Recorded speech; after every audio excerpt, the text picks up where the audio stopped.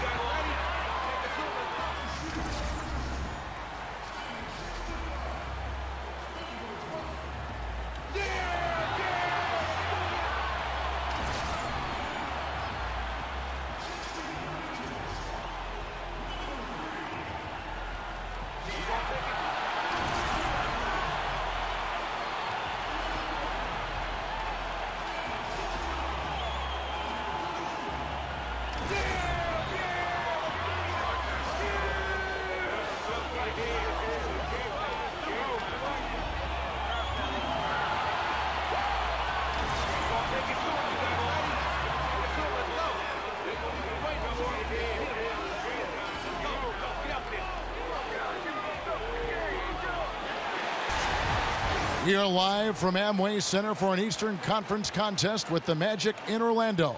2K Sports is proud to present NBA basketball. With Doris Burke and Greg Anthony, this is Kevin Harlan. David Aldridge will be reporting from the sidelines. Taking a look at New York, these are the games that challenge you. Guys, they will have their work certainly cut out for them, but they believe they can come away with a win. And seeing where the Knicks are, their season has been exactly the kind of misadventure their fans were afraid it might be. And with the major changes we know are coming, now you have players fighting for their jobs, trying to prove they deserve to be here beyond the end of this season. Now a chance, courtesy of Gatorade, all fueled up and ready to go. The starting 5 on the floor. On the court for the Knicks, Melo and Porzingis are the duo at forward. Then there's Hardaway. Then it's Zeller, and a wide-open look for DJ. Good on the triple. DJ's got his first bucket of the game, and he's on the board for 3. I'll tell you, those threes are so valuable from DJ because they force the D to stretch out, and that opens the rest of the floor. Now here's Hardaway. Taking a look at his stats, he's averaging around 9.5 points a game. And Doris, we're in that kind of in-between area. You know, the luster of the season opener has now worn off. Not yet quite to the All-Star break. Crunch time, of course, is still a ways away. How do players go about maintaining that focus here at the midseason? You know, I think this is interesting. If you're chasing greatness, we hear that expression a lot from LeBron James, I'm chasing greatness.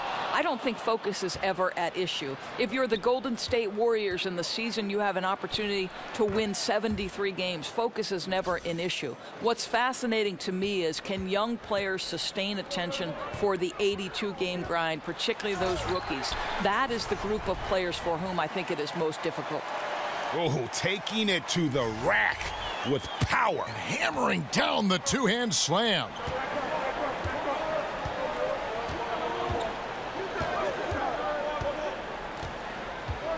Here in the first quarter with about 2 minutes gone by.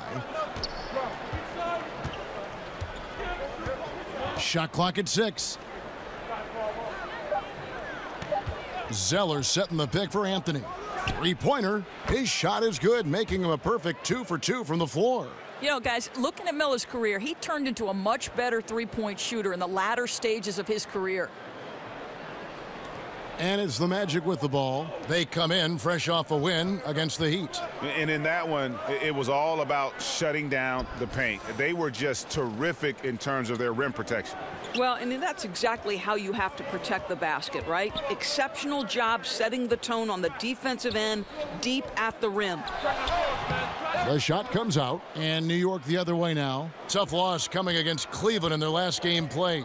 Yeah, they gave up in that one. The defense constantly breaking down way too many times. I think there has to be better communication. All 5 guys tied together, and what happened to them is what happens when you play lackluster defense. Shot off the screen, and it's DJ missing. Yeah, coming off that screen, wide open, just can't convert. I think, Greg, that's exactly what you want. The screen was solid. The execution just fell a little bit short on the shot. And Zeller kicks to Hardaway. Zeller, a screen on Gordon. 4 on the clock, and stolen by Gordon. Dishes it to DJ. Lets it go from deep. The shot's good from Rogers. Well, I'm not sure how DJ is able to make that pass. That's phenomenal. He must have eyes in the back of his head. Well, you just look back on the history of the New York Knicks and what rich history and tradition they have as a franchise, the different eras, the different groups they've had, some of the more memorable teams in NBA history. For the Magic, Nurkic checked in for Gordon. Justin Anderson comes in for Isaac, and Evan Fournier subbed in for Wells. Here's Ntilikina. A look at his stats. He averages a bit over 8 points a game. And thinking back to great players and teams from the Knicks, Doris, you can look at teams in any decade and find memorable players. Well, listen, if you're talking about the 1970s, it's Willis Reed. You're talking about the 80s and 90s. You're talking about Bernard King, Patrick Ewing, Allen Houston, the great Pat Riley at the helm. And more recently, you're talking about the likes of Carmelo Anthony. The Knicks have had some ballers in their history. Fast break. Here come the Magic. And he takes that one up and powers it through. And how's that for a solo performance? Well, you couldn't do it any better than that, Greg. Textbook execution on the break. Now here's Turner. He averages a bit over 6 points a game. Pass to Ntilikina. High arcing shot. He muscles it in through the contact, and they call the foul. And he's on his way to the free throw line. And for those of you just joining us, we're almost 2.5 minutes into the second quarter. They've got DJ, Isaac out there with Kelly Olynyk. Then there's Rogers, and it's Wells in at the 2. That's who's out there for Orlando. Outside Hardaway. 5 on the clock. And there's the 3-second violation. And a look now at the breakdown between 3-point and 2-point shots attempted here tonight for Orlando. They are shooting the lights out from beyond on really limited attempts. So you have to think they ought to feed those hot hands on the perimeter and see if they can keep this thing going. Orlando leading by 6. Okay, well, let's check in with David Aldridge, who's reporting from the sideline. Well, DJ in the last matchup against the Heat was outstanding. He finished with 36 points, and along with what he did on offense, he had a big defensive night as well. He racked up big numbers in what was a really good performance. Can he carry it over tonight? We'll see, Kevin. Hey, David, thank you. Any chance he can match that, guys, and that performance again here tonight? I tell you what, I know he believes he can. His confidence right now is sky high, and he doesn't think there's anybody that can stop him. Well, there might not be, because he's coming into this game thinking he can be just as dominant as he was the last time he took the floor. New York moving the ball around. Zeller setting the pick for Anthony. Off the screen. That's good, and the Orlando lead is cut down now to just 6 on the basket from Zeller. The ball handling ability of Carmelo Anthony coming off the pick with his head up, pretty fine. And beyond his ability to shine on the basketball floor, you have to commend Carmelo Anthony's effort, Greg, to get NBA players and other athletes more involved in making the world a better place. Yeah, I mean, there's still a lot of work to be done, but guys like Melo see what is beyond the world of basketball. He's spoken out as well as done the legwork of being active in his communities, and a lot of charity work for Melo. It's just nice to see the maturation process play out. Boy, they leave an area of the floor totally unprotected, and he lets it go to waste. To the wing right side. And it's DJ missing. Knicks trail by 8. Outside Anthony. Kicks it to Hardaway. 29 seconds left to play here in the half. At the elbow, Zeller.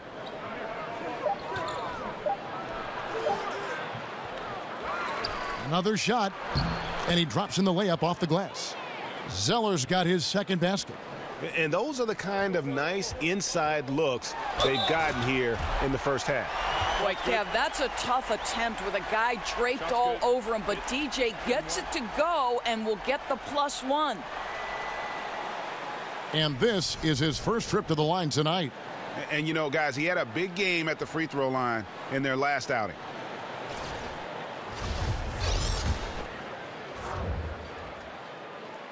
Free throw good, DJ.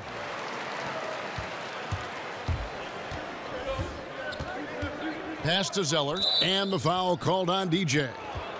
That's foul number 2 for him.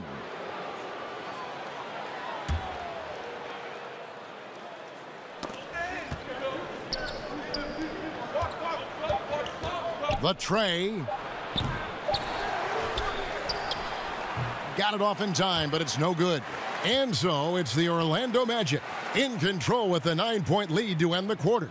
They've played the better game so far, but their work is far from over. It's time now to go courtside as we send you over to David Aldridge from the sideline. David, take it away. Thanks, Kevin. Joined here with Quinn Snyder. Coach, your team has faced a lot of firepower from outside. How do you keep them from getting those three-pointers off? Well, one, they're making them. Hopefully we can get them where they're not open and they're contested and see if they're making that many of them then. But they're getting them a variety of ways. We just got to be better. Play outside in deep. Thank you, David. And we'll be right back after halftime to start the third quarter. See you in just a bit.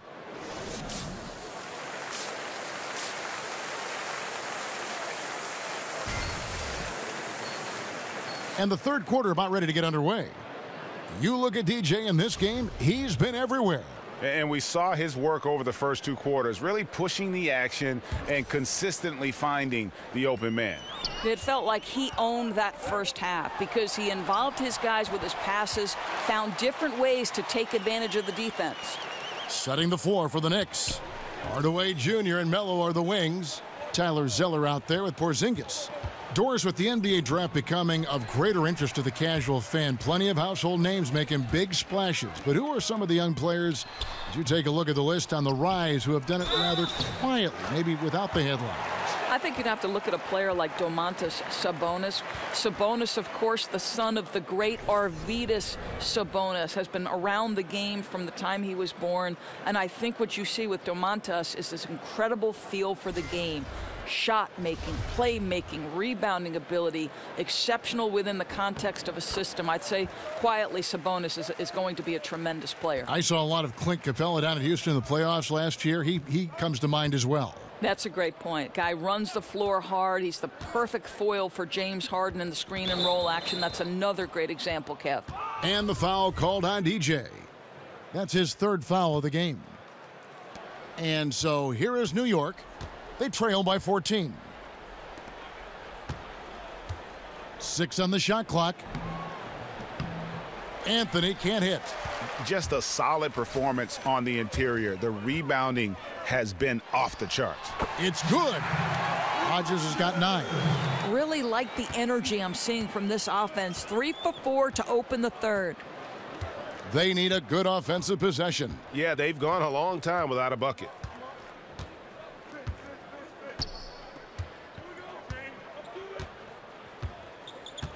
There's the dish to Hardaway.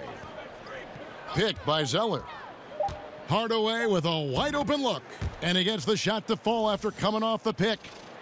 Hardaway has got his first points of the night. DJ passes to Rogers. Feeds to DJ. Passes it to Rogers. Gordon a screen. Here's Isaac. There's the triple.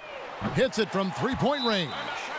Isaac's got his second bucket of the night. Assists like that have typified their effort today. Terrific ball movement. New York calls timeout. And his guys are getting frustrated. Coach just really kind of needs to calm them down. I think, Greg, they've got to continue to...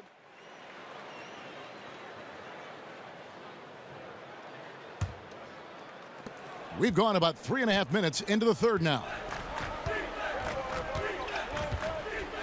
Here's Ntilikina. He has 5. Moss, the pass to Bogdanovich. And stolen by Fournier. Good ball movement here by the Magic. Anderson dishes to Olynyk. Here's the 3. And it's DJ missing. As long as they can hang on to this lead, he won't have to answer for what's been an off night for him. And racing up the court, you have a number of options and a great decision there. I love how he took the initiative, right? You took charge of the opportunity and made the right decision. And Fournier kicks to DJ. To the paint.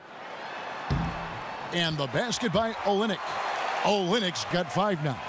It seems like they found their rhythm offensively, and they're shooting the ball much better out of the break. Here's Moss. Terrific assist, a nice finish. Solid play all around. I tell you, Ntilikina has his head on a swivel, always looking to find the open teammate. And it goes out of bounds. Last touch by Olynyk. Porzingis, he's checked in for Evan Turner. Here's Ntilikina. He's got 7. Knocked loose and stolen by DJ. And here we go. Porzingis with the block. You know, when you drive the lane, you have to know where Porzingis is, because with his reach, he can sneak up and send that shot away anytime. Yeah, nice, strong finish there. Nearly a 3-point opportunity. The Knicks shooting their 6th and 7th free throws in the game. And as a unit, they're shooting 78% from the line. That's a solid number to work with on the season. Both shots good from the stripe. And Ntilikina, he possesses that unselfishness that really allows his guys to play their best basketball. You got to love his approach. And here at the end of the third quarter, it's a double-digit ball game. Magic out in front, up by 15. 2K Sports, back in a moment from the Amway Center.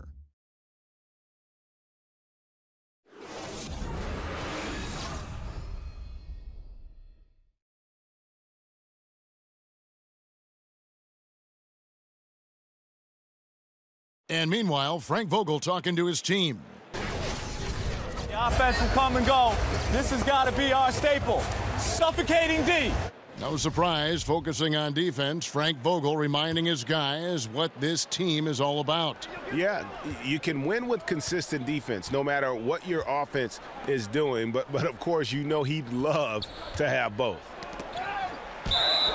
And we're getting underway here in the fourth quarter. The scoreboard tells the story in this matchup, but we'll see how much things change up here. Kelly Olynyk is out there with Isaac. Then it's DJ. Then there's Wells. And it's Fournier in at the 1 spot. That's who's out there for Orlando. Foul on the play. Basket counts, so it'll be a 3-point play chance. But, Kev, that's not an easy finish. DJ having to deal with a lot of contact as he's going through with that one. Doris, back in college, you earned a master's in education. How close were you to pursuing that path versus veering into becoming an analyst for basketball games. Yeah, you know, to be honest with you, I always felt like I would be a high school teacher and a basketball coach, and someday maybe I'll coach a boys' high school basketball team. Very close, Kevin. I happened into broadcasting. I left coaching at Providence College. They put their women's basketball games on radio, and that was my entree into the business, and slowly but surely it grew every year. But still educating still, right? I mean, don't you feel there's a part of education to being an analyst? Oh, there's no question about it. You are trying to help that viewer to be as close to the action as we are fortunate enough to be. And sure, just describing what's going on. It's a lot of fun. You are a PhD in broadcasting. Rogers checked in for Fournier. Now the pass to Hardaway.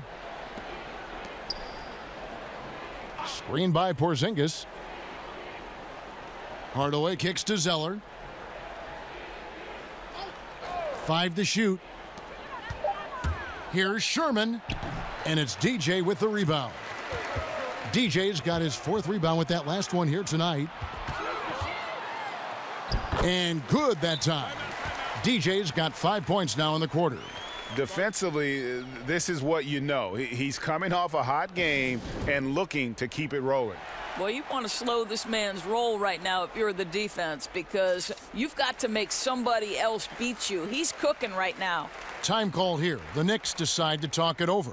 Doris, looking at the way the playoffs are set up, the top 8 teams from each conference get in. So at what point might the league eliminate divisions altogether? I don't think that's far in the future, to be perfectly honest with you. What I'm as curious about, Kevin, is would they ever see the teams regardless of Eastern or Western Conference, because there seems to be some disparity in level of competition. Is that something you'd like to see, Kevin, where the teams are simply seeded 1 through 16 based on record? I don't think I'd mind it, Doris, but I do like the fact that, kind of like in the other sports, where you don't have the familiarity, but you always think about what would it be like to see a 5-game series, Cleveland Golden State, whereas in the regular season, just there and at home. And there's something, I think, kind of mysterious, and you can project so many different things. It's great fodder before a series begins. No question. It'll be very interesting to see which direction the league goes in.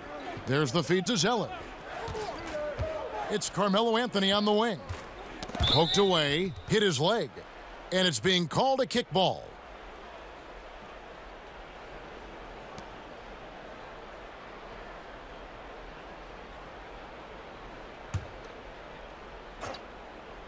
Just about 1.5 minutes gone by here in the 4th. Over in the corner, Zeller. Over DJ. And off the front iron, and in it goes. Here is Rogers. Doris, wearable body tracking, such as sensors the teams use to determine stress load on players' bodies, how much they run during a game, during a practice, how fast they're going. Are we taking this thing too far? You know, it's an excellent question. Listen, technology is increasing to the point where these teams now have a greater body of information with which to work. So I think just like we see in other areas of the game, analytics relative to team success, what's a good shot, what's a bad shot, the more information, the better. I think it comes down to an organizational decision. How much stress will we put on the information given by these particular body tracking monitors? I think it's got to be on a case-by-case basis. Certainly, the organizations will use it to the best of their abilities. But if it helps the game, helps the players stay healthy, gives teams a better compass on how to use the players, I'm all for it. Me too, Kev. Me too. Left side, Porzingis, Zeller, and count it. He'll head to the line with a chance to make it 3. Boy, nice feed, leading him into some space. A nice catch on the run, too. Wow. Doris, one result of the new CBA, minimum contracts increasing 45%. That's a big help to the NBA's working class, I think. Well, I don't think there's any question that you see increasingly role players, someone like Draymond Green, whose value has not necessarily translated in terms of points per game, but his value to winning can't be calculated. And you're right. You know, you see important role players and guys below the superstar level increasingly becoming better compensated. And, hey, listen, there's more of the pie to go around. Who doesn't enjoy a little more cherry pie, Kev? Yeah, good thoughts. Good thoughts. No good on the free throw. Yeah, I think when you look at what Porzingis can do on the offensive end of the floor, you see why he is so dangerous, right? He's got a great perimeter shot. He's got unbelievable size and a great release point. And he has good control over the basketball, can put it on the deck and create for himself or his teammates. That's a lot to offer.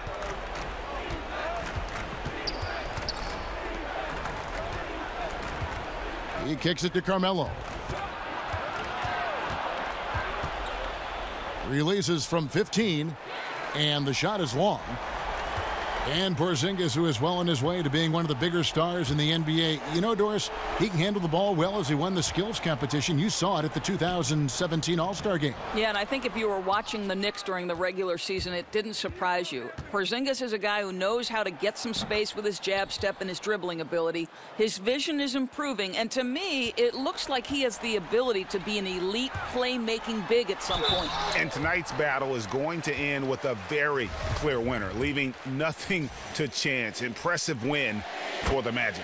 When you shoot this well from three-point range, you're really hard to stop. The defense didn't rotate out fast enough to stop the hot shooters. Exactly, Kevin. They were lethal from deep. And for the year now, they'll have 52 wins under their belt. And once it becomes official, this win gives them a nice confidence boost against this team. They'll face them twice more this season. And you know, looking back at all the contributions tonight, it was a really phenomenal all-around game for DJ. And the way he rebounded, he surely was a spark for the team as he was securing everything that came off the iron. Rodgers checked in for Aaron Gordon. And both free throws good for Evan Turner.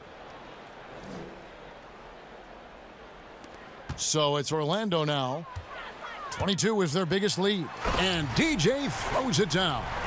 And giving the fans what they came to see, a spirited performance. Yeah, it really was. They wanted this home win badly, and they went out and took it. Turner with a screen on Fournier. Here's Moss. Off the left rim and out. And defensively, moving his feet there, staying right on top of the shooter.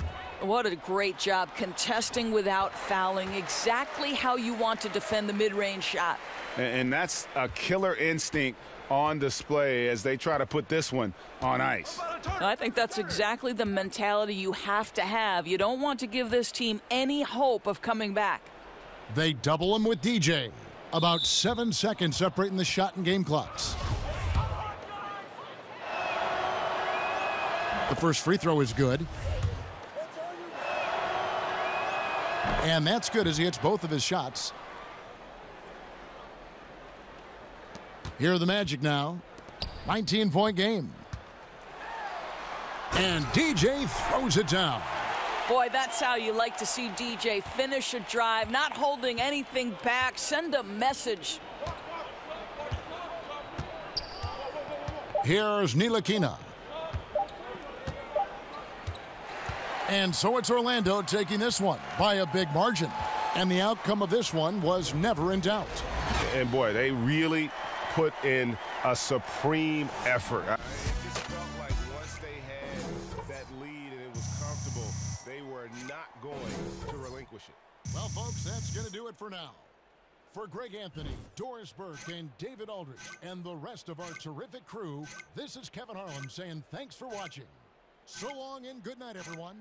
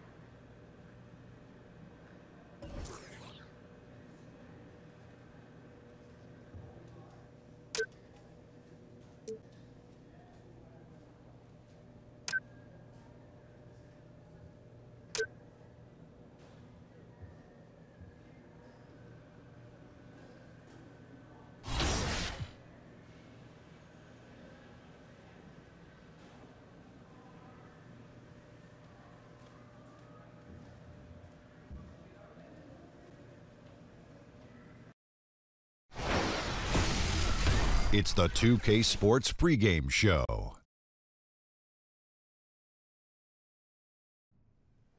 Hello, basketball fans. I'm Ernie Johnson, welcoming you to 2K Sports. I'm here with Kenny the Jet Smith and Shaquille O'Neal. And it is Magic basketball tonight as the Orlando Magic go up against the Hornets in Charlotte. Taking a look at the Hornets, the first half of the season has not been kind to them, and unfortunately with their play lately, they're not exactly giving off the vibe that they're ready to turn things around. Coming off a wild ride, Kenny, you've been involved in All-Star Weekend on a number of fronts. What did this break in the action mean to the players? It's a good rest time, but you know what, Ernie, for me, at one year it wasn't, because I'm going to tell you, give me a stat. I'm going to see if you guys know. Shaq, only guy in All-Star history to participate in the dunk contest and the three-point contest on the same night. It got to be you. Kenny Smith. You're looking at him, brother. That's right. That's on awesome. the same That's night, awesome. man. That was the easiest answer.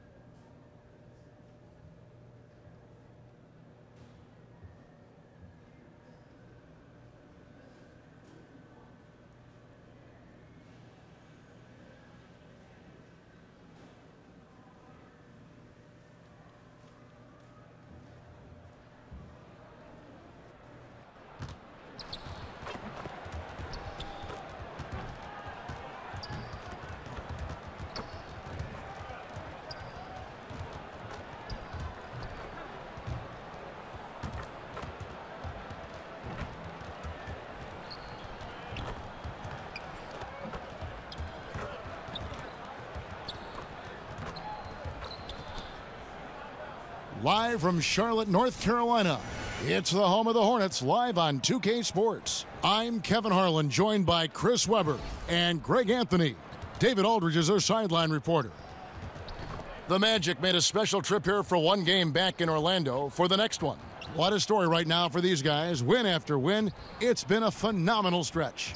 And you know what? This may be the most dangerous team in the league right now. The way they've been playing, they're a team that no one will want to see in the postseason. It's been fun to watch them reach championship contender status and then maintain that status over a period of time.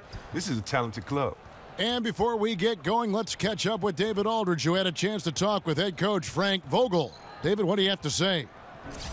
Well, guys, he has an admiration for what he called the intelligent, efficient offense played by today's opponent. He told me that the thing about this team is that they are so good at identifying the weak spots in an opponent, and they come at you in multiple ways depending on where those weak spots are. He said, we've got to be ready for everything. It's a pretty tall order. Guys?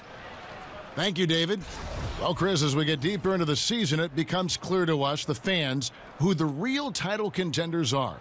You were on some teams that were considered title contenders. When did you know that this was the way your team was going to go? Well, I think you know you can go all the way when you come in to training camp. You have a special feeling. You know each player's skill set. You know how they can add to yours. You understand the chemistry. I don't think any team comes together in the beginning of the season and doesn't expect that they can win a championship, the ones that really have a legitimate chance. It's not like you can say, hey, I didn't know we were that good. Hey, we can vie for the championships. No, I think most teams go into this season from the last year saying, you know what, next year is our year, and that's how we were. We prepared for it for day one in training camp. That's how we approached it. And being on bad teams, you don't even mention championship. You say, hey, we need to get better every day. That's a code for we're going to be bad, but let's keep our head up and take this punch in the face and keep it going. A look at the Magic starting group. Wells is out there with Rogers. Then it's DJ, and it's Isaac in at the 3, the small forward. Now here's Batum. And he can be counted on to put some points on the board every night. He's averaging right around 13.5 points a game. And this is perhaps an area where Kaminsky is a little underrated. He has great court vision and makes really good decisions as a passer. Oh, and how about squeezing the orange as tight as he could there before the stuff? Yeah, no way he's going to lose that thing on the way up. About a minute played so far here in the first. Screen by Jones. Mason kicks to Batum. 6 to shoot. Shoots from the high post. It's hauled in by the Magic. Their last encounter was in Orlando. A huge margin of victory for them when these two teams squared off last, and they got scoring from up and down their lineup. Yeah, and when your bench is putting up major points, it makes the whole offense that much more difficult to defend. They went to blowout city. And so here's Charlotte. The Magic knocking down the tray. Kaminsky, the pass to Ellington. And it's blocked. Well, DJ is solid at knowing when to leap up for the block shots. Got to be careful with shooting when he's around. They set the screen. Orlando moving the ball around. This one for 3. The rebound by Mason. Hornets have gone just 1 of 4 to get this game started.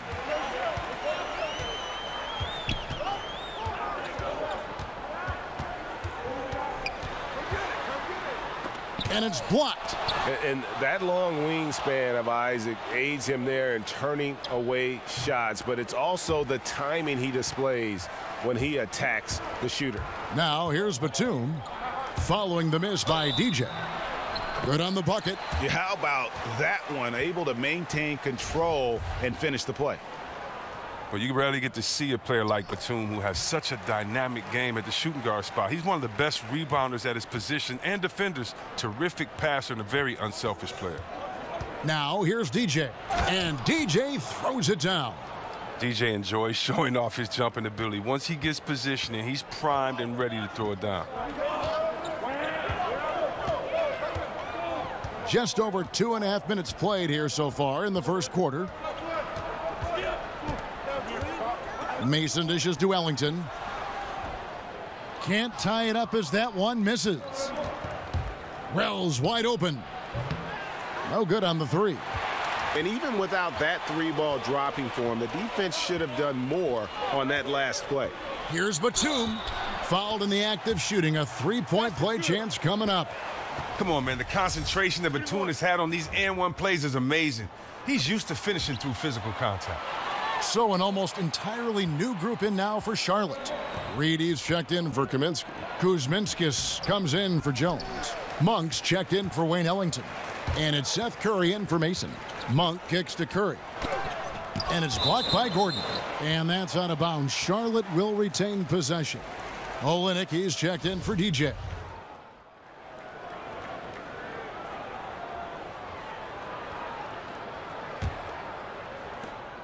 Charlotte has gone 3 of 7 tonight from 3-point territory. Monk is out there with Terrence Jones. Then there's Mason. Then it's Kaminsky, and it's Ellington in at the 2. So that's the lineup for Charlotte. And had the right idea there in calling for the screen, but he was just slow to get to the spot and didn't get set. Yeah, as a big fella, that's the thing, Greg. You got to be quick in setting those screens. If you get a little lazy, you get called for it. All right, let's catch up with our sideline reporter, David Aldridge. Well, DJ in the last matchup against the Knicks was outstanding. He scored 33 points, and along with what he did on offense, he had a big defensive night as well.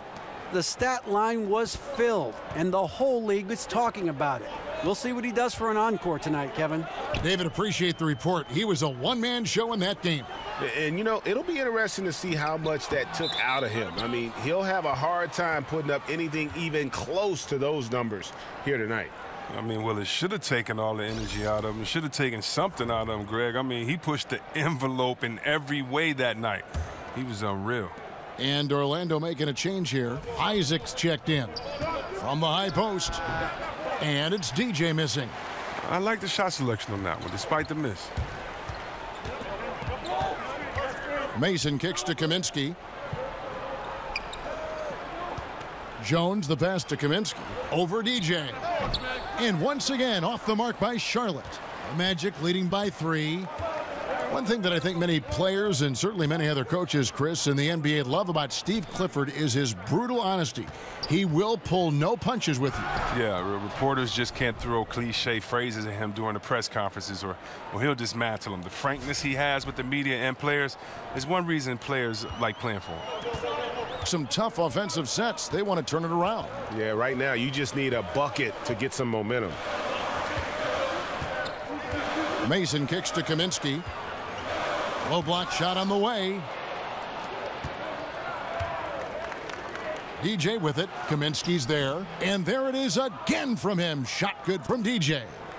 And it's a 7-point Orlando lead. Charlotte has gone 1 of 3 from way outside since the start of the second quarter. Ellington dishes to Kaminsky. Knocks it loose. And it's out of bounds to the Hornets as Charlotte retains possession. And we'll examine here how the distribution has been between 3-pointers and 2-pointers tonight for the Magic. And for those of you just joining us, we're in the second quarter with about 3 minutes gone by. Just 5 on the clock. Knocked away. Mason kicks to Kaminsky. And he hits it just before the shot clock expires.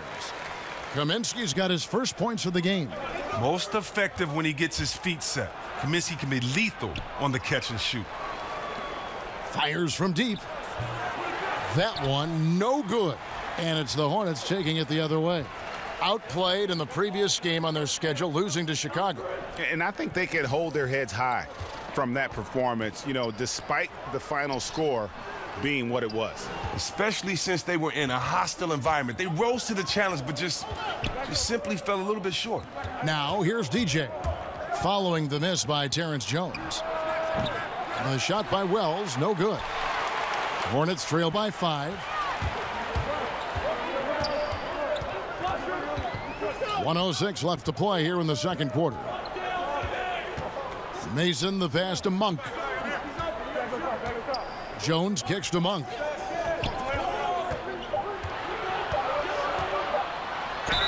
And count it. He'll head to the line with a chance to make it 3. And Kevin, they started the game shooting it so well. I'm surprised they haven't continued. They've got to get back to their strength. And some changes here for the Hornets. Kuzminskis, he's checked in for Terrence Jones. And it's Seth Curry in for Mason. And DJ throws it down. And DJ is tenacious on the drive, exceptional at getting speed behind him and soaring for the slam. There's 38 seconds left in the first half. Curry kicks to Kaminsky.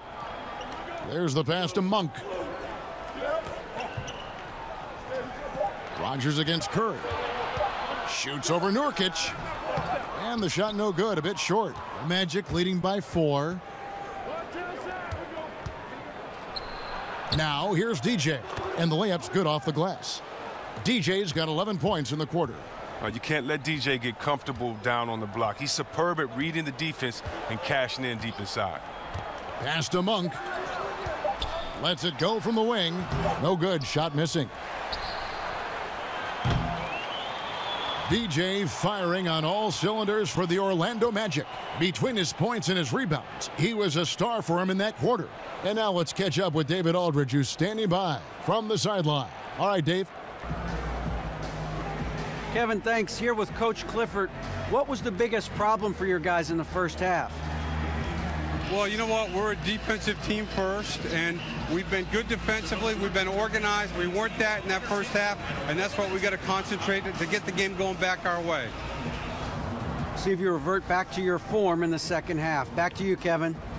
All right, David, thank you, and stay with us, folks. We'll be back just after halftime to get the third quarter started.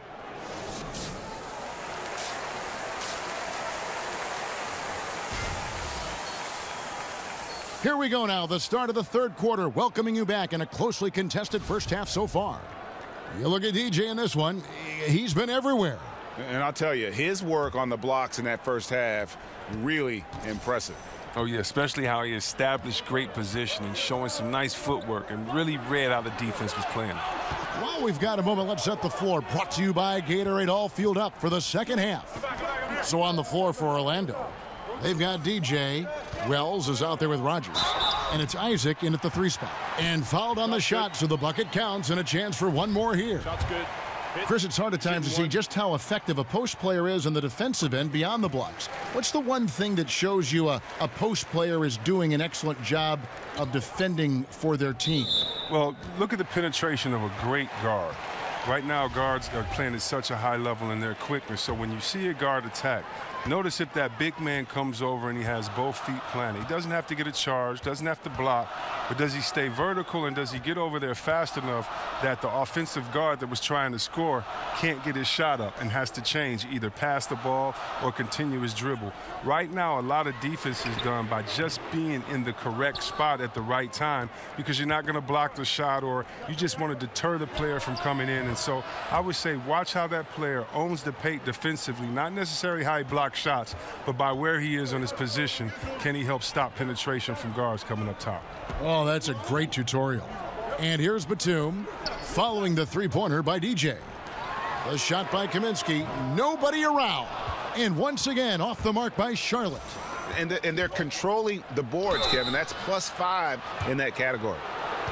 And a look here at the scoring trend over the last several months for Walker. It's been surprising to me to see him take a little bit of a tumble lately in terms of what he's doing for them offensively. The points just haven't been there for him like they were a few months back.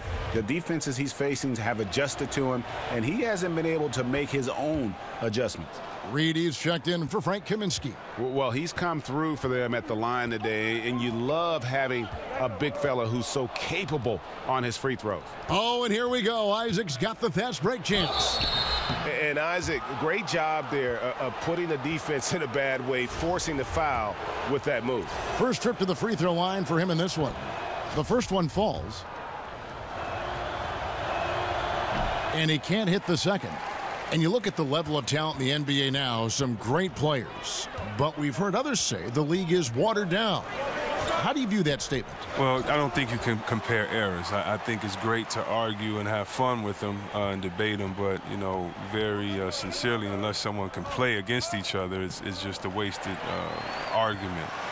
There's different eras, there's different rules. Think about how many threes Larry Bird shot per game. 1.5, 2.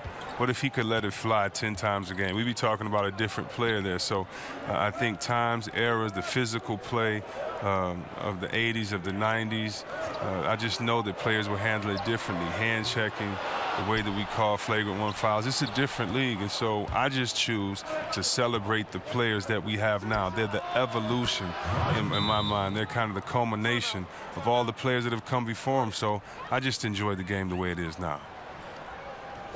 Charlotte calls timeout. And when you take a look at that shot chart, the amount of misses lately, really unbelievable. Man, this is a joke, right? I mean, there's been some glimpses of hope, but they've been few and far between. Hornets trail by 10. And the foul called on DJ. That's foul number 2 for him.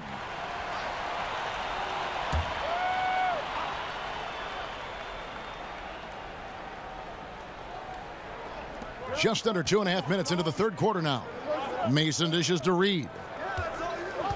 Mason the pass to Jones, and it's denied.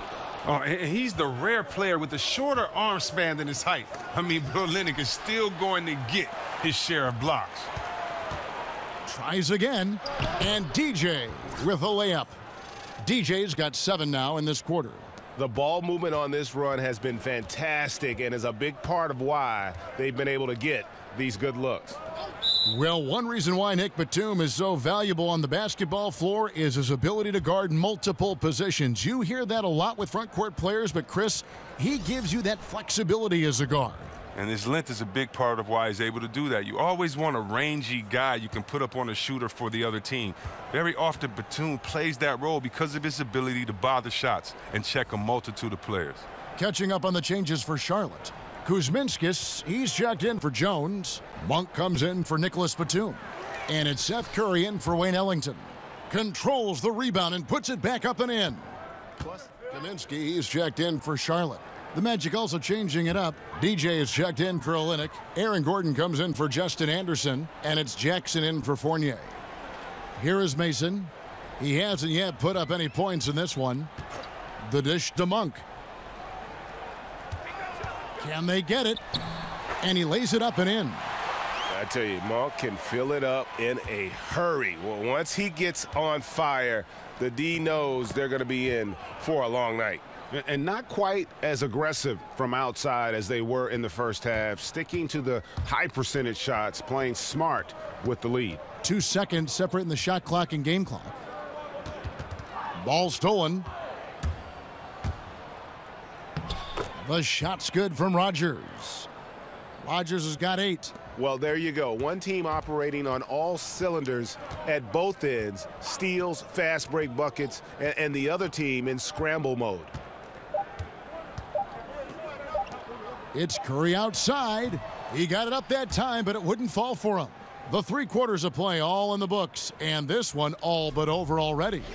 Magic out in front, opening up a huge gap. We'll be back shortly live from Spectrum Center.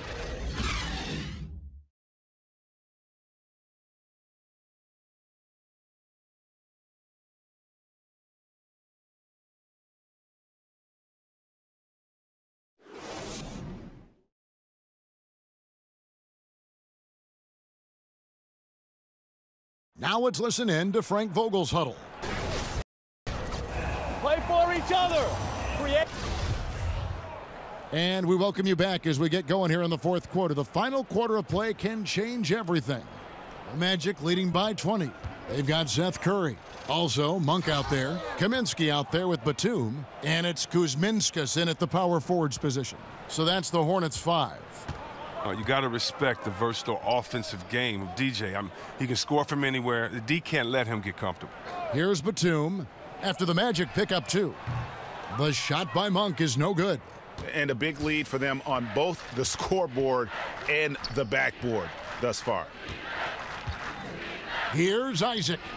It's rebounded by Charlotte.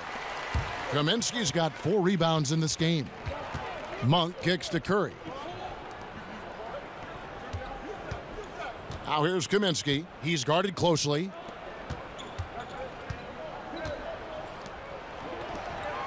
Outside, Batum.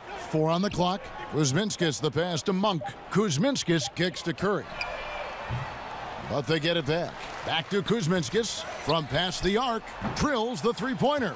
I don't think they were expecting that shot. They didn't really make an effort to get out on him. Well, Orlando shooting so far very efficient all around, about 55%. And he makes that one. And that's now 30 points for DJ. Well, we've seen that movie a few times, haven't we? An easy bucket in the paint. Curry kicks to Kuzminskas. And the 3 off target. And the NBA game is evolving, Chris. You know that. And if you were starting back at square one, say, and trying to develop your skills to prepare yourself for a pro career, is there anything you do differently to prepare yourself for how the game is being played now? That's a great question. You know, I remember playing in Washington, and I shot over like 35% from the three-point line, and I remember in the paper they were saying, you know, we don't need big fellas to do that. So I got right back in the post, and so the game has changed so much. And so I would really say that I would balance the work that I did in the post with outside of the post. I would just make sure that I would continue to stretch the floor as far as three-pointers, to give guys room to drive.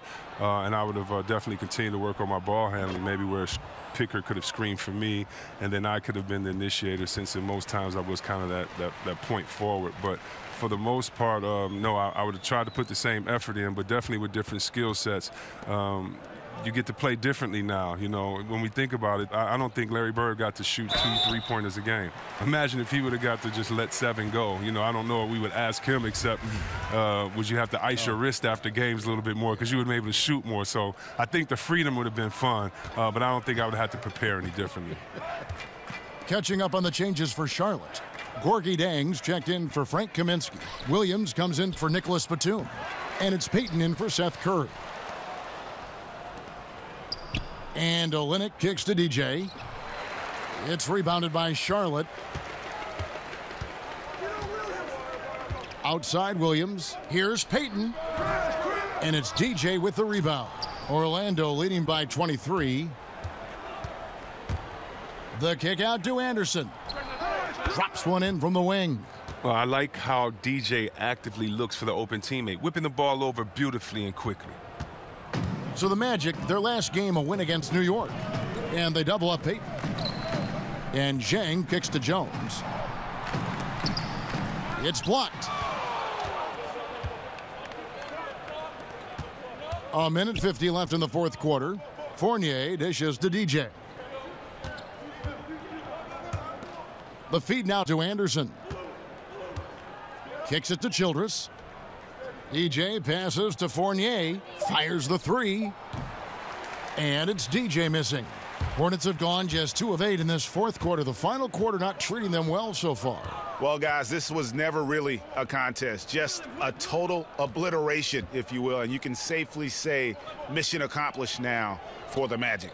This was a team performing to its fullest capability. A hugely satisfying win. A game that not many will soon forget. And on the other side, one that I think most will try to forget. And in what's been a solid season, to say the least, tonight's game will push their win total now up to 53. And once they polish off this win, they'll be one more victory away from sweeping the season series. And we watched one guy all night long, guys, and looking at the stats just confirms what a dominant game he had. What a night tonight it was for DJ.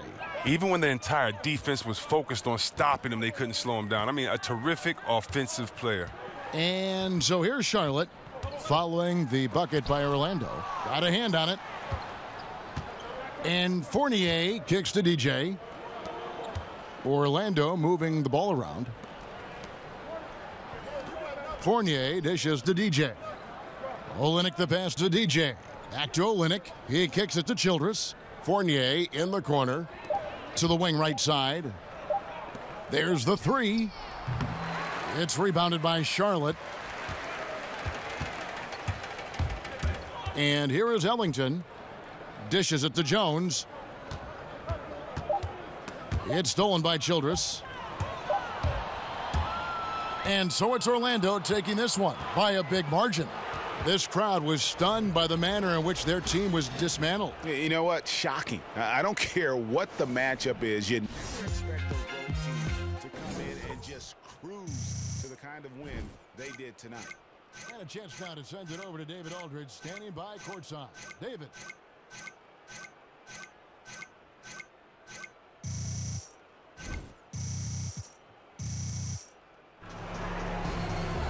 Kevin, thank you. Another double-double for you this year, points and rebounds.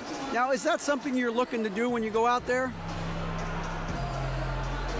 Well, you know, I try and come out and help the team get a win whenever I can. I know we're at our best when I'm cleaning up missed shots and, you know, finishing plays. And it's all about getting wins. And if a double-double is what it takes, then, you know, that's what I'll give to the team. All right, David, great job. Thanks so much. And that'll do it, folks.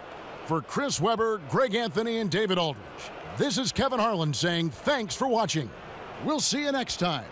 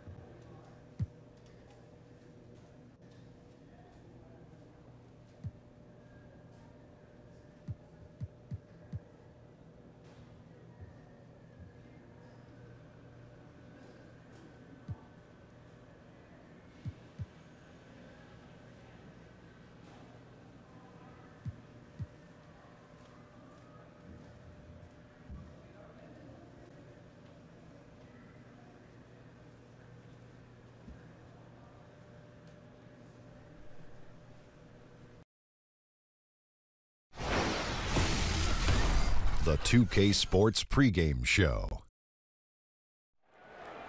Hello, basketball fans. I'm Ernie Johnson, welcoming you to 2K Sports. I'm here with Kenny the Jet Smith and Shaquille O'Neal. And it is Magic basketball tonight as the Orlando Magic go up against the Indiana Pacers.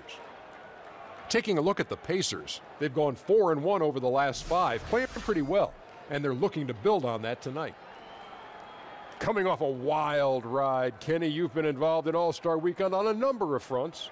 What did this break in the action mean to the players? It's a good rest time, but you know what, Ernie, for me, at 1 year it wasn't, because I'm going to tell you, give me a stat. Let me see if you guys know. Shaq, only guy in All-Star history to participate in the dunk contest and the three-point contest on the same night. It got to be you. Kenny Smith. You're looking at him, brother. That's right. That's on awesome. the same night, awesome. man. That was the easiest answer we've ever had. Yeah, that's awesome. I was wearing it out. Now, if I'd have won both, that would have been different. You know, for the players that are not there, this is time for them to get some rest. And for those who didn't attend, maybe you get some FOMO. Some FOMO? I have no idea what it means. Frequent, often, massage, and Oreos. Anybody in our studio audience know what FOMO is? I have no idea.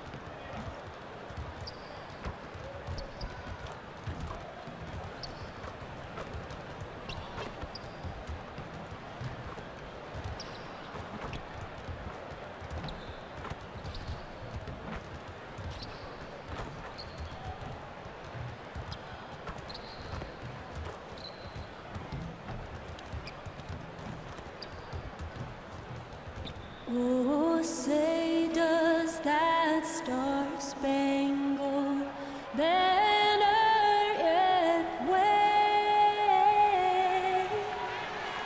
o'er the land of the free and the home of the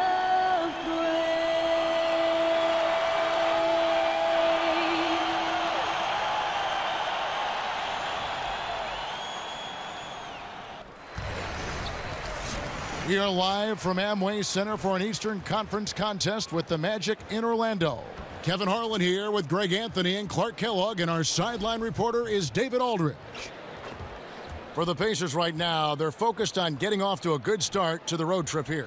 They've been playing very well lately. It's been 4 wins for them in their last 5 games. And it's in your DNA. You come up against a natural rival, you're going to be a little bit salty. You know, that's what makes these games great. I mean, no love lost between these two squads. It's great competition. And before we get going, let's catch up with David Aldridge, who had a chance to speak with head coach Luke Walton. Dave, what do you have to say? Guys, you told me their primary focus. Thank you, David. Clark, I've often wondered what happens is every year we see a team or two just collapse after the All-Star break. Well, any number of things can happen to create that situation, Kevin. Dysfunction within the team, a shaky locker room, injuries. There are a lot of factors that can lead to a team kind of falling off the cliff in that second half. All right, let's set the floor. Courtesy of Gatorade, all fueled up and ready to go. On the court right now for the Pacers, We've got Jay Crowder, and it's Turner in at the 5. Out of bounds as Orlando keeps possession.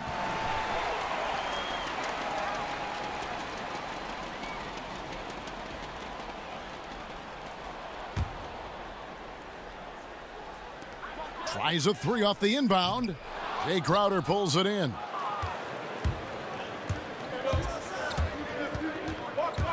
"11 feet away. Here's Turner, and it's blocked. Kicks to DJ. Offensive rebound. Early on, 3 misses to open the game. Their offense right now still trying to find its way. And the wide open shot from Crowder. Crowder with another miss. The Magic have gone 0 of 3 from the field to start the game. The wing 3 is no good there from DJ. Yeah, scoreless here early after their first 4 shots. They right now are searching for a bucket. Rogers pulls it in. Orlando's gone 0 of 2 from deep here. And the foul called on DJ. That's his first foul. Yeah, really good defensive play to cut him off there and square up. Excellent example of toughness and physicality on defense. Got his nose right in the middle of things and made a play. Ryan passes to Turner. Poked away. Here is Rogers. His last outing, he had 8 points.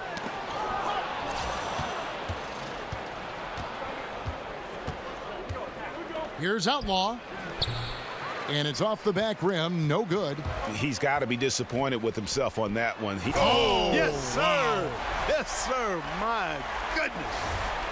And DJ, just a tenacious dunker of the basketball. He has a lot of confidence when it comes to rising up and being free. And that was Under Armour bringing you that replay. Unleash chaos. And what a play it was. The Pacers shooting their first shots from the stripe in this game. That's good from Turner. And the Pacers really have been one of the more consistent franchises in the NBA over the last 15 years or so. They've not won fewer than 32 games or drafted higher than 10th since 1989. That's a pretty impressive run of consistency. Count that one from Isaac. And Isaac takes no time getting his shot off. He's got a lethal quick release. Left side, Turner.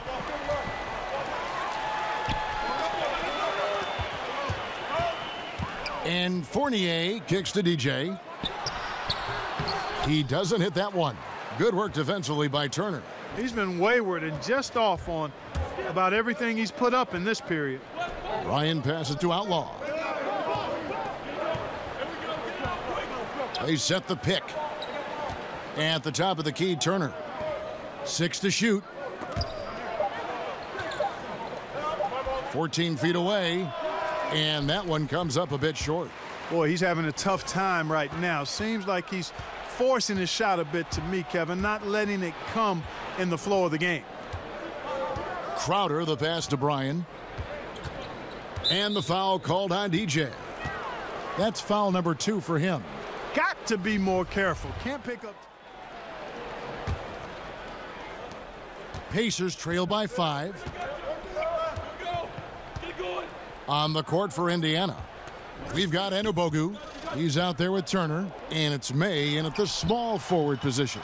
And you love the hustle DJ brings on defense, using his solid leaping ability to block shots. And on our sideline, our reporter, David Aldridge. Well, DJ in the last matchup against the Hornets was outstanding. He scored 32 points, and as he always seems to do, piled up rebound after rebound. The stat line was filled, and the whole league is talking about it. We'll see what he does for an encore tonight, Kevin. David, appreciate the report. He was a one-man show in that game. And, you know, it'll be interesting to see how much that took out of him. I mean, he'll have a hard time putting up anything even close to those numbers here tonight. Well, Greg, you know where I'm going. He was a stat sheet stuffer in that game. Did a little bit of everything and did it all well. Outlaw kicks to Turner. Some nice passing here by Indiana. Here's Outlaw. Nice jump shot from the top of the key. Outlaw's got his first bucket in this one. Boy, that was a terribly difficult shot, but still, somehow, some way, it went down. Wow. And DJ throws it down. Cannot give DJ that kind of position. I mean, once he's this close to the bucket, he's looking to throw it on your head. They've been struggling here on offense. Yeah, a bit of a dry spell for sure. And that's out of bounds. Indiana will retain possession. And with a moment, let's check out the stats for DJ. What a run he's been on over the past few weeks. How about 36 points per game, 7 rebounds, and 2.5 steals? And you look at his gaudy steal numbers defensively, he makes his presence felt on every possession. And you know what I like about it, Greg, is he gets great position, then uses those quick, strong mitts of his to rip the ball out of there. Outlaw's shot is off. A slight advantage for them in the rebound department, but that oftentimes is all it takes. Especially, Greg, when you're scoring the ball at a decent clip the way they have. I mean, they've done exactly what's necessary to take the lead. Anderson can't get it to go. Pacers trail by 7. Pass to May. Here's Anabogu. Feeds to Turner. There's a good screen. Poked loose. Wells with the steal. Jackson down low. Covered by Outlaw. He can't hit that time. The defense did not do a good job guarding that one, Kevin. Don't know how he missed that layup. And the foul called on DJ. And that'll be his 3rd foul so far. Already he's looking at his 3rd foul. I think the coach will probably look to sit him down until the 3rd quarter. Aaron Gordon, he's checking in for Orlando. Fournier comes in for Jackson. The pass to Cameron. Clock at 6. He dishes it to Turner. Gets the 3-pointer to fall. Turner's got 7. And Lakers head coach Luke Walton got his start as an NBA coach in Golden State as a top assistant. He said, looking back, he would have paid to coach under Steve Kerr with everything he's learned. Wow, that's a high compliment from Walton. Kerr and Walton have very similar personalities, too. I mean, both are pretty even-keeled, low-key kind of guys. And when Kerr's back surgery sidelined him, Walton led the Warriors to the best start in NBA history. Pretty amazing. Ryan passes to Turner. And fouled as he went up to the dunk. Good aggressive move, and he'll shoot 2. It's going to be on DJ. Man, I like the aggressiveness that Turner plays with. For such a young guy, it's proven to be beneficial in helping him draw fouls. The first free throw is good. So as we conclude the first half, so far fairly one-sided. Magic lead by 16. We're going to step away briefly, but get you right back out here for the start of the 3rd quarter after our halftime.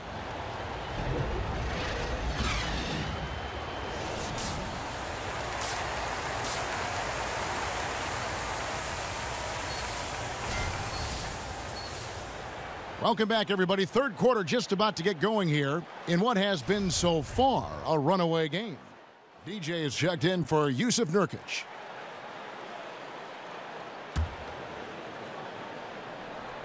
Magic leading by 17. Rogers is out there with Evan Fournier. Then there's Gordon. Then it's DJ. And it's Isaac in at the 3. That's who's out there for Orlando. And DJ has the ultimate respect of the defense when he's on the drive. I mean, when he attacks like this, he forces them to foul him. First free throw is good. Clark, you played with so many players throughout your terrific career. What was the one trait that you found made a player easy to play with on the floor? Well, I think it starts with skill and ability, and everybody has that in the NBA. But attitude and demeanor, unselfishness is kind of where I'm headed there. Desire to do what's needed and to recognize strengths and weaknesses. And then the other piece was his personality, a real joy in playing the game. And those things, to me, always lent themselves to being a good teammate. And if you're just joining us, we played over a minute here in the 3rd. Pass to Rogers. With the shot. And that one's good. DJ's got 10 points in the game. Guys, they've had a solid start to the second half offensively. Gotten good looks, and they've made 3 out of 4 of them. Turner with the screen. Brian passes to Cameron. Indiana moving it around. And it's slammed in by Turner. Well, you can't let Turner get that deep inside. When you do, he's going to abuse you with a throwdown right on top of your head.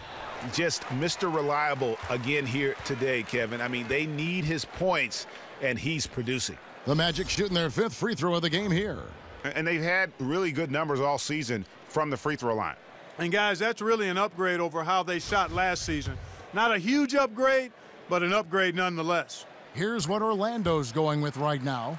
Olenek, he's checked in for Aaron Gordon, and Wells is subbed in for Fournier. Love how hard DJ works. I mean, much respect for his skill set and his basketball IQ. Turner dishes to Crowder. Shot clock at 6. And fouled as he went up to the dunk. Good aggressive move, and he'll shoot 2. And when you look at Jay Crowder, he kind of bridges that gap between role player / star player. The numbers might not wow you, but his tough play at both ends of the court is extremely valuable. Anabogu's checked in for the Pacers. And, Greg, wouldn't you agree, Crowder clearly one of the best in the NBA in defending? Without question. I mean, this guy guards 3 positions every night. And the combination of strength, quick feet, and then the quick hands make him a problem. Bryant, guarded by Rogers. There's the screen. The dish to Crowder. Turner with the screen. 5 to shoot. Beyond the arc. Doesn't get it to drop for him. Just a solid performance on the interior. The rebounding has been off the charts. Yeah, you look across the board, it's actually sizing up, shaping up to be a great game. I mean, strong performances throughout, and they've really been strong on the glass. Turner with a screen on Rogers. Ryan passes to Anabogu. Here's Turner. And a kind roll that time off the rim as that one falls. Turner's got 15 points. Just a positive force right now for these guys. And though his team has fallen a bit short, it's not because of him. Now here's DJ. He's covered closely. Stolen away. Fast break. Here comes Indiana. Stops. Pops. And there are the Pacers with another bucket. Great awareness. No reason to take it inside there against the taller man. Yeah, he knew he had him beat, Greg. I mean, that was clear. Took advantage of the space he had and then calmly and quietly drained it from the mid-range. That's good basketball. Assists like that have typified their effort today. Terrific ball movement. Really a prime example of the difference in how these teams have operated offensively. Much more individual play at the other end. So the Pacers call timeout, their first of the game. This game coming on the heels of their win against Toronto. And once they established that flow offensively, really never got any resistance from the D. And, you know, Greg, they were sinking shots left and right, and that's got to be demoralizing for the defense. They were in a real zone. And some changes here for the Pacers. Hernangomez comes in for Turner. And it's Leaf in for Anabogu. And the foul called on DJ. That's it for him. And so it's Orlando taking this one by a big margin. It was a tale of 2 teams tonight. One that was in total control, operating flawlessly, and the other just searching for answers that they could. I mean, the energy here is just so tremendous. Fans involved from the get-go, and once they started to really pour it on, it was fun to see that rhythm and flow from their perspective. And that about wraps it up. For Clark Kellogg, Greg Anthony, and David Owen, this is Kevin Harlan thanking you for watching the NBA, presented by 2K Sports. See you next time.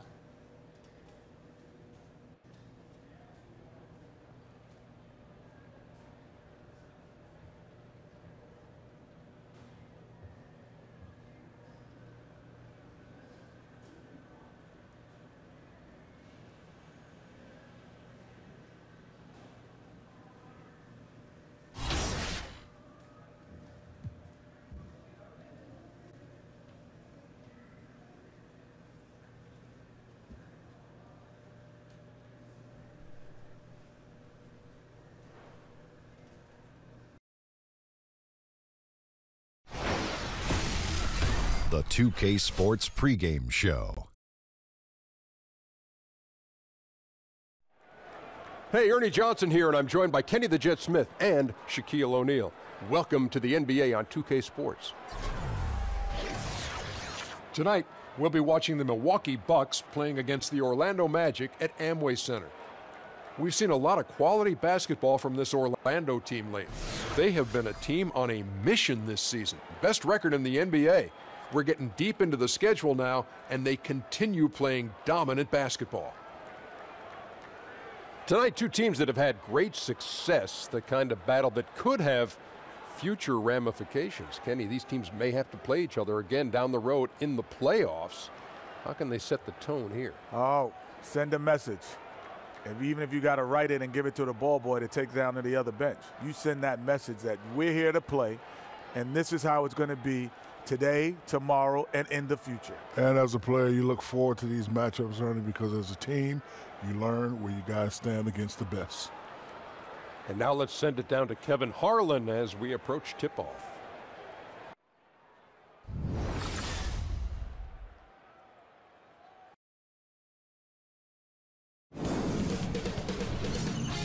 JAZZY Sports welcomes you to the following presentation of the NBA.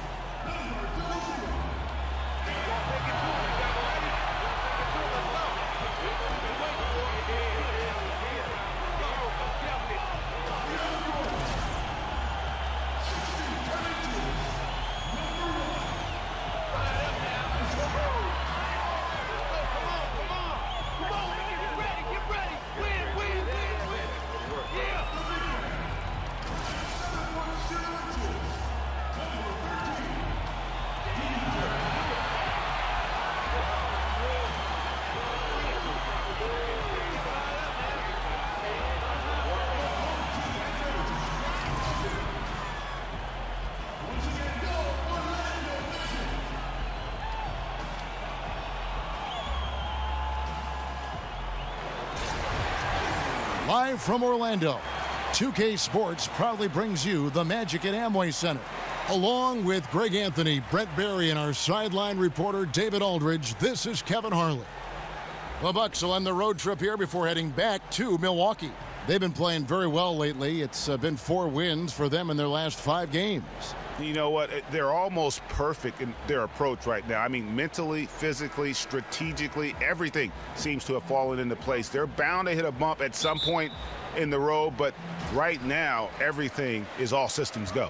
To keep winning, I think it's important that they avoid looking too far ahead. Just take the cliched one game at a time. Here are the starters for Milwaukee. All the big bucks up front. Giannis, Parker, and Maker. Jordan Clarkson is out there with McLemore. Tonight, a matchup between 2 great teams. Certainly potential playoff ramifications down the road. Brent, what extra importance does this game have, do you think, if any? Well, sometimes, Kevin, in matchups like this, coaches aren't concerned with what it is that they know. They'd like to get to the unknown. So there may be some rotations that we'll see tonight that are a bit different than what we saw in matchups in the past, for coaches to expose their players to that opponent and their style of play. That could pay dividends if they do match up come playoff time. Now Clarkson following the 3-point attempt by DJ. Maker, no one around him, drops in the tray. And defensively, you've got to make a greater effort working over the screens. Yeah, it's a bit of a lazy play right there. You're hoping that the guy misses the shot without really doing your job in challenging it. And let's catch up with our sideline reporter, David Aldridge. Kevin, Jason Kidd and I talked a few minutes ago. I asked him about their offensive strategy given their 0-2 record against this team. He said, same as ever, get to the rim. Pretty simple, Kevin, but with their athleticism and finishing ability, he clearly thinks it's their best option. Back to you. Thanks, David. And Orlando has possession, following the bucket by the Bucks. No doubt it's been a bit of a struggle for him here in this quarter in terms of scoring. Antetokounmpo dishes to Maker. He feeds it to McLemore. Nice ball movement by Milwaukee. Steps back and shoots. Antetokounmpo can't get it to go. And defensively, moving his feet there, staying right on top of the shooter.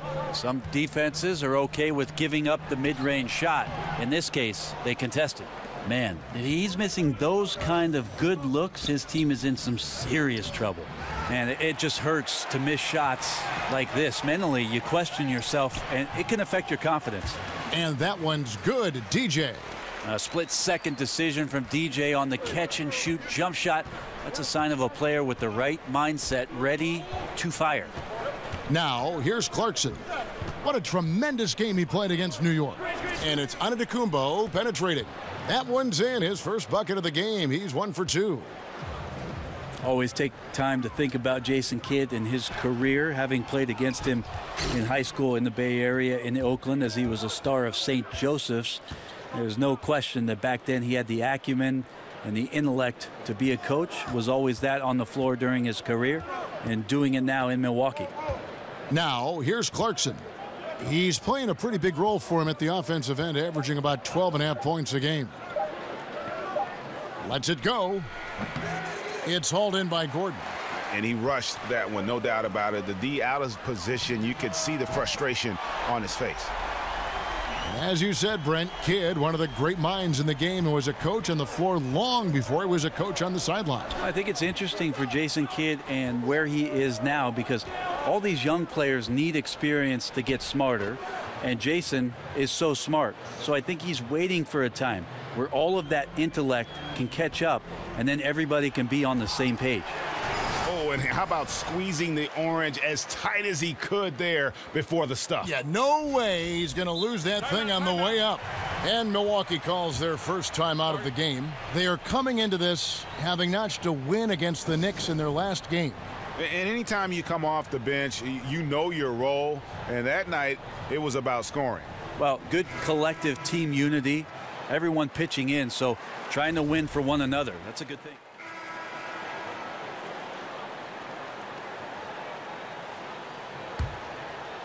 Here's Brogdon.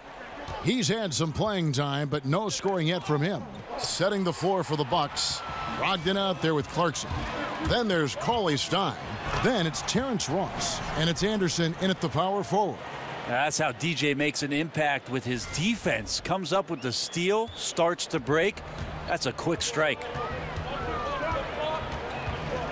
Clarkson passes to Brogdon. Anderson the screen. Back to Clarkson.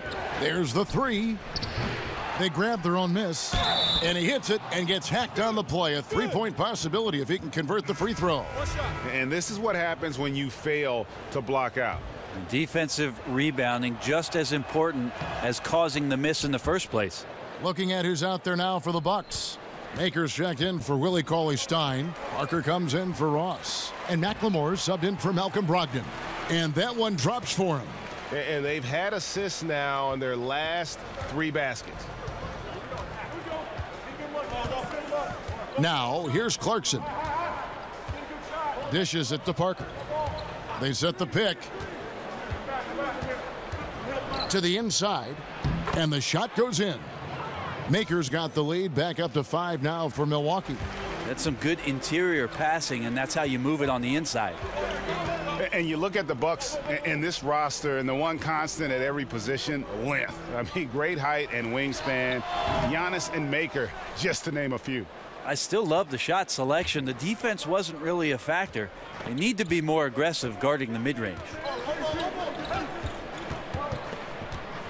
Now here's Anderson, guarded closely. And the basket by Maker. Anderson has great vision as a point forward. Exceptional court awareness. Oh, took the contact and tried to throw it down over the top. But instead, he'll shoot free throws. And you don't like to concede the free throws, but it's better than getting flushed on. Orlando shooting their 3rd and 4th free throw shots of the night. And they've had really good numbers all season from the free throw line. Free throw good, DJ. We've heard the rumors, Brent, the death of the big man, but with guys like Towns and Porzingis and others entering the league that can play on the perimeter and still have that length to make a difference inside, could we see a big man renaissance, or at least maybe see him have more of an impact than people are giving him credit for right now? Well, I think what we're seeing is the evolution of the 5 spot, Kevin. So it's not that the big man is lost. It's that the big man's doing a lot of the things that the little man used to be asked to do, and that is shooting threes, handle the ball, make some decisions at the top of the key, be a playmaker. It's fascinating to watch guys with this sort of size and this sort of skill, and also being this young, having such a tremendous impact for the organizations they're playing for. It's good, and it's his 6th make against 11 attempts. And he's a smooth operator in the paint, and DJ making the most of the high percentage shot in tight. Fires the 3. Kept alive Orlando. Second shot opportunity. The shot that time not on target. And Milwaukee the other way now. Their last meeting was in Orlando, where they were unable to fight off the Magic. Yeah, and in a hostile environment, they did not rise to the occasion, especially on the defensive side. Yeah, it felt like they were teenagers during the summer. Low levels of activity, allowed too many good looks. Just not their night. Trying to find Jackson. He's got it now. Pass to Isaac. DJ with it. He's against Parker. And that basket is going to count. Goaltending, the official call. And that's a tough call for the refs to make there. I'm not sure it was on the way down, but that's how they saw it. For the Magic, Yusuf Nurkic comes in for Aaron Gordon, and Roger subbed in for Jackson. The Bucks also with the sub. Antetokounmpo's checked in. Clarkson kicks to Antetokounmpo. Here's the screen. It's Parker, top of the key. And yep, couple bounces and it falls. And Parker has the mid-range shot going there, looking composed while he pulled the trigger. Love the in-between game. Down low. Good ball movement here by the Magic. And the basket by Isaac. Isaac's got himself going with the triple, his first basket of the game. The defense cannot let guys get into that kind of comfort zone. You have to patrol the three-point line or you risk getting burned. And the double up on Antetokounmpo. To the inside, Parker. Rebounded by Isaac. That's the kind of D you need when he's got the ball near the hoop. They were all over him. Foul call that time on the way up. That'll give him 2 chances at the free throw line here. And that's the result that you're going to get when you drive into the lane before the D can get themselves into position. And DJ's not waiting around. He's on his way to the free throw line. And both free throws good for DJ. Such a big bonus to have a big guy that can step up to the free throw line and knock down shots. So many guys struggle from there. DJ getting it done for the Orlando Magic. He got into double digits for the quarter with 10 points total. And now we'll send it over to David Aldridge, who is standing by courtside. David. Thank you, Kevin. Another quick start here in this first half. What has been the key the last few games? Yeah, I'm going to give you a key. Thanks so much, David, and we'll step away briefly, but get you right.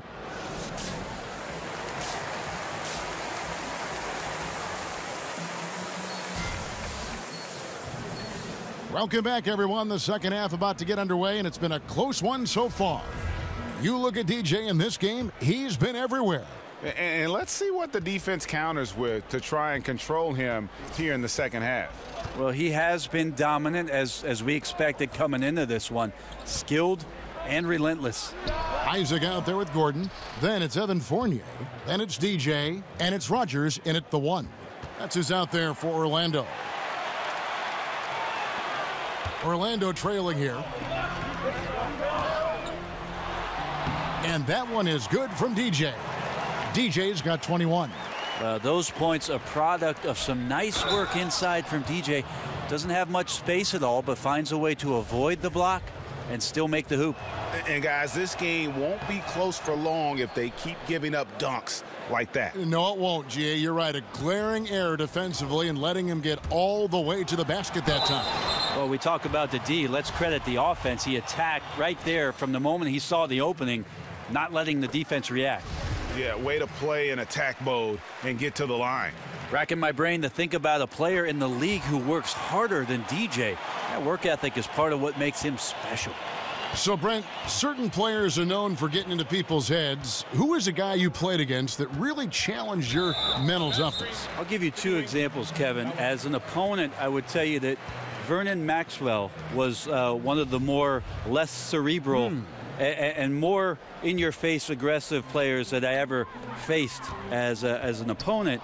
But on the flip side of that, Kevin, there were guys I played with that sometimes would challenge you mentally. In particular, one Gary Payton in Seattle. Always interesting to see how he approached the game, and sometimes even his own teammates. But you always welcome the challenge, I'm sure. Well, I take it head on. I mean, that's what guys do. They're paid to compete.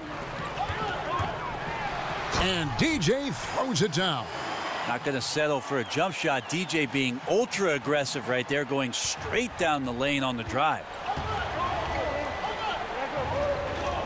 Parker dishes to Maker. Back to Parker. Clarkson with the ball. Quiet so far offensively, searching for his first points of the game. And Maker sends it back. And so it looks like the Magic will retain possession here.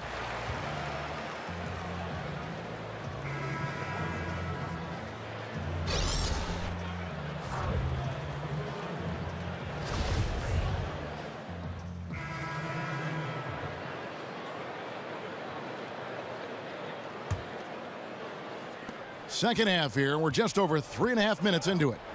Anderson outside. And there's the feed to DJ. For the tie. Second chance shot. Nurkic can't hit. Bucks leading by 3. Outside, Antetokounmpo. Shoots over Wells. Antetokounmpo can't get it to go. Oh, you just relish those kind of opportunities, and the defense got lucky, but they need to guard that area of the floor a little bit better. Milwaukee's gone into the three-point range 4 times since halftime and buried 2 of them. Frozen. Guys just ice cold, unable to contribute offensively. It's stolen by Antetokounmpo. And you know that's going to be goaltending, guys, so that's a free basket right there. That's a very close call. I'm sure he thinks it's a clean block, but looks like it was on the way down. And Orlando making a change here. Gordon's checked in. The Magic trail by 5. And it's DJ missing. For Milwaukee, they've gone a somewhat subpar 4 of 10 on their shots in the second half so far. We've got a 9-second difference between the shot clock and the game clock. Here's Antetokounmpo, and a great assist by Brogdon as that one goes in. Brogdon's got his 4th assist in this one. Orlando's gone 1 of 3 from downtown since halftime. Count it, 27 points for DJ. Well, imagine this, Kevin, a DJ finding his rhythm. This is an unbelievable roll he's on. Right side, Antetokounmpo. Antetokounmpo can't get that one to fall. That's a wide open shot. Sadly, he came up short. And that's it for the third quarter. Both teams scoring well as we head to the fourth. Bucks lead by 5. And we're just moments away from the start of the fourth quarter. Stay with us.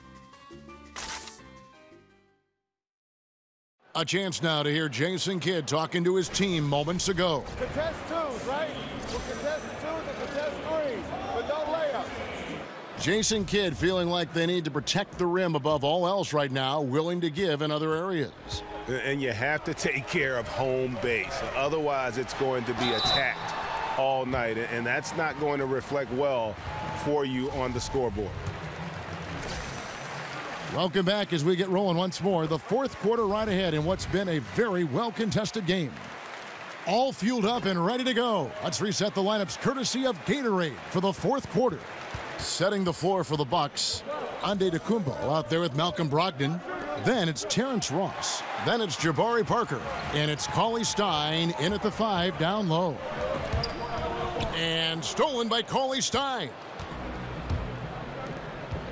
Here's Ross, stolen. And here we go, DJ heading to the basket. And DJ throws it down.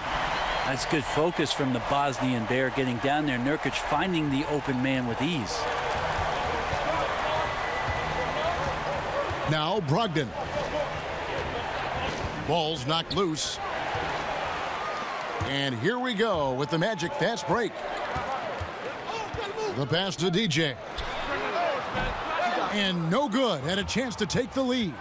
Well, the D looks like they're laying off just a little bit. He made 1 3 in the first half, but they're still daring him to shoot, and he can't make him pay for it.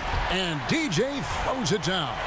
That's the kind of hustle they want out there from DJ, getting up the court quick on the fast break. Here's Brogdon. Outside, Antetokounmpo.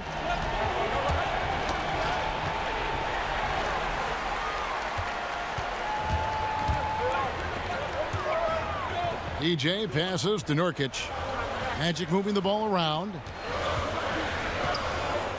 Outside Gordon. Gordon a screen. Off the pick. And the shot falls short this time. The Bucks trail. And here is Ross. He kicks it to Parker. Pass to Antetokounmpo. 17-foot shot on the way. Antetokounmpo can't get that one to fall. And DJ gets it to go on the assist by Gordon. DJ's got 16 here in the second half. Timeout called, the Bucks. And one thing they'll discuss are their defensive rotations. The other is in the matchups. We're seeing very little help defense on the inside, and even when there is help, it's been ineffective. For the Magic, Isaac's checked in for Nurkic, and Evan Fournier subbed in for Wells. Milwaukee also making some changes. Thon Maker's checked in for Cauley Stein. Ben McLemore comes in for Ross. And it's Jordan Clarkson in for Brogdon. From the sideline, let's catch up with Hall of Famer David Aldridge. Well, I was able to listen in on what Jason Kidd went over with his team. He said we've got to pick it up right here, right now. If we're going to win this game, we have to take control. This is the time. Kevin. And again, another basket good from DJ. DJ's got 39. And that could prove to be a massive bucket in this game. DJ gets called on, and he responds. Fournier against Clarkson. They set the pick. Here's Antetokounmpo. Clarkson against Fournier. Shot clock at 5. Now here's McLemore outside. Gets it to go from beyond the arc. And those are the types of shots down the stretch that win you ball games. Goes straight through the defender for the dunk. Draws the foul. He'll go to the line. It's on Thon Maker. Good focus from DJ. Clear contact on the shot, but he just stays with it, finishes, and now has a chance for the and one.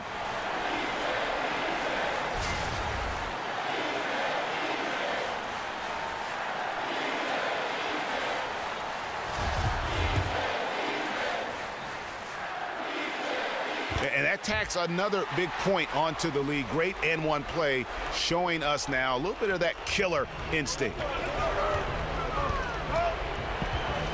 McLemore with a screen for Clarkson. It's Antetokounmpo on the wing.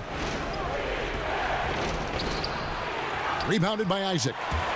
Isaac's got 4 rebounds now tonight. Fournier gets a wide open look. A three-pointer, no good. Bucks trail by 5. Clarkson kicks to Antetokounmpo. 1:22 left in the fourth quarter. It's deflected. That block right there, all about persistence. DJ staying with his man and playing terrific high-energy D. He hits the first one, and that shrinks the margin to just 4. And he is unable to get the second one. That one miss was huge. He had a chance to turn this into a one-possession game. And DJ throws it down. Yeah, love watching Isaac find the open teammate. Has great floor awareness out there and just knows when one of his guys has a clean look. And at a certain point, there's just nothing more you can do. Well, they're nearing that point right now. Everything would have to go perfectly just to give them a shot. Here's Antetokounmpo. That misses off the backboard. You know, not sure if it's him or the defense, but just something's off tonight. Well, something in this frame for sure, but when you're out of rhythm, sometimes it's better to play the role of being the facilitator. Full speed ahead. I mean, they have been in control since the opening tip, and that may have sealed the deal. I can imagine a lot of things right now, but a comeback, that's not one of them. Shoots from the right block. Count that one. That's a pretty sweet touch there shown by Antetokounmpo. The D cannot relax when he's got the ball, especially in that spot. And he commits the intentional foul. So the first one drops, and that makes it a 7-point lead. And so he drops them both. It's an 8-point game. And it's Milwaukee's ball. Now 8 seconds separating the two clocks. Clarkson dishes to McLemore. Goes up the baseline. It's hauled in by Gordon. So it's Orlando now. They lead by 8. That's the biggest of the game. And DJ throws it down. Running up the score, showing no mercy. Well, you want to close the door on any type of comeback effort. This has been a vault. Ka-ching. You're right. Now a timeout called by Milwaukee. They're trailing by 10. There's 14 seconds left in the fourth quarter.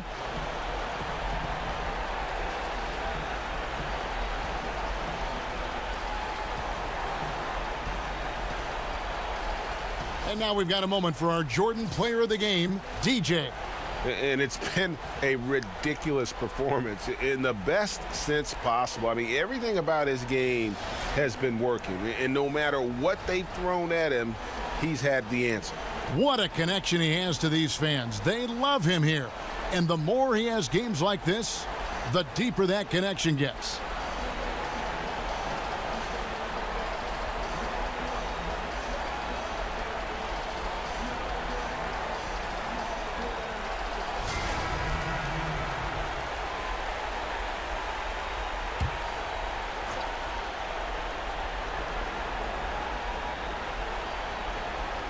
For 3, Ross trains the three-pointer.